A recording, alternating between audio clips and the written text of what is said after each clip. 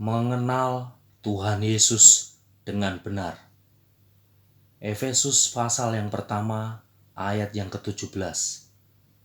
Firman Tuhan berkata, dan meminta kepada Allah Tuhan kita, Yesus Kristus, yaitu Bapa yang mulia itu, supaya Ia memberikan kepadamu roh hikmat dan wahyu untuk mengenal Tuhan Yesus dengan benar.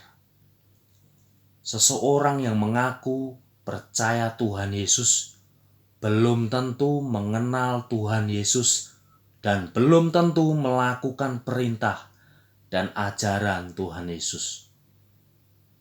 Tetapi jika seseorang mengenal Tuhan Yesus, pasti akan percaya Tuhan Yesus dan melakukan perintah dan ajaran Tuhan Yesus. Hanya orang yang dikuasai iblis yang bisa menghujat dan mencemooh Tuhan Yesus dan merendahkan Tuhan Yesus dan mengatakan Tuhan Yesus bukan Allah dan Tuhan, tetapi manusia biasa yang disembah jadi Tuhan. Jika ada orang berpikiran seperti ini, bertobatlah dengan segera. Jikalau tidak bertobat, orang itu sudah mati rohaninya sebelum mati tubuh jasmaninya. Jika seseorang tidak percaya bahwa Tuhan Yesus adalah Allah dan Tuhan, orang itu tidak akan memiliki hidup yang benar seumur hidupnya.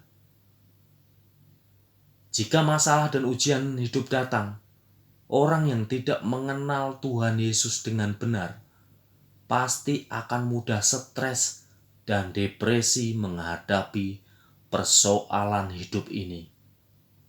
Tetapi orang yang mengenal Tuhan Yesus dengan benar, ketika persoalan hidup datang, justru malah bersukacita karena bisa mendengar dan berjumpa dengan Tuhan Yesus lewat pengalaman persoalan hidupnya.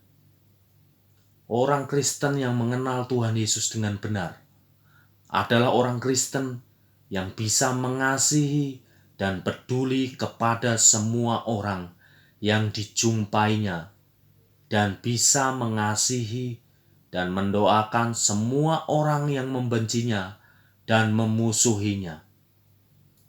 Orang Kristen yang percaya Tuhan Yesus saja, tetapi tidak bisa mengasihi, mengampuni orang-orang yang membencinya, dan orang-orang yang bersalah kepadanya, dan tidak mengampuni musuh-musuhnya, tidak akan masuk surga.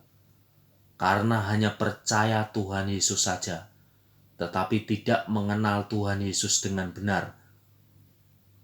Orang Kristen yang masuk surga adalah orang Kristen yang bisa mengasihi dan mengampuni semua musuh-musuhnya. Injil Matius pasal yang ke-6, ayat yang ke-12 sampai yang ke-14. Firman Tuhan berkata, dan ampunilah kami akan kesalahan kami, seperti kami juga mengampuni orang-orang yang bersalah kepada kami. Dan janganlah membawa kami ke dalam pencobaan, tetapi lepaskanlah kami daripada yang jahat. Karena Engkaulah yang empunya kerajaan dan kuasa, dan kemuliaan sampai selama-lamanya. Amin. Karena jikalau kamu mengampuni kesalahan orang, Bapamu yang di sorga akan mengampuni kamu juga.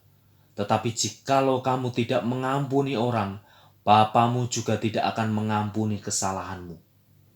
Manusia tidak akan pernah bisa masuk surga jika tidak bisa mengampuni kesalahan orang lain. Tidak akan ada orang yang masuk surga dengan membawa kebencian yang dipendamnya waktu masih hidup di dunia ini. Karena tidak bisa mengampuni kesalahan orang-orang yang bersalah kepadanya. Di surga tidak ada orang yang hatinya penuh kebencian. Di surga adalah tempat di mana orang-orang bisa mengampuni kebenciannya kepada orang-orang yang bersalah kepadanya. Lukas pasal yang ke-23 ayat yang ke-34. Tuhan Yesus berkata, "Ya Bapa, ampunilah mereka, sebab mereka tidak tahu apa yang mereka perbuat." Tuhan Yesus mencontohkan kematian yang benar, yaitu kematian yang penuh pengampunan kepada orang-orang yang bersalah kepadanya.